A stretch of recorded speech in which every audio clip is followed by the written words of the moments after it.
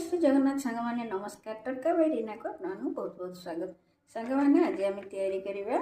कंचा लंका और ये कमला के कांधिया कहती ये कमलार आम गोटे रस चिपिक आचार या मुझे किसी कमला आमती लंका नहीं आ रसुण नहीं प्रथम एमती कमला को 2 खंड कर काटी नौ लंका सबको धोई नहीं गोटे बाउलटे नहीं जाऊँगी बाउल में मुझे रसुण तापर गोटे जाली रखीदबा जाली उपर आम एमती कमला को चिपी नवा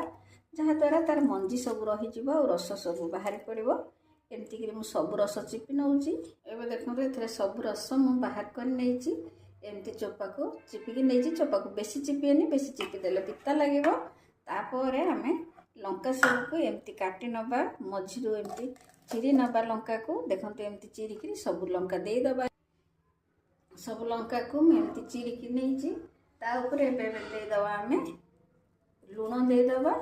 लुण देलापर आपको एमती गोटे बोतल रे भरिकी खरारे रखी दिंतु आपको एंजॉय करंतु भल लगे लाइक शेयर सब्सक्राइब करंतु एमती लंका रस तैयारी करंतु मुढ़ी भात रुटी सब खातु रही जय जगन्नाथ।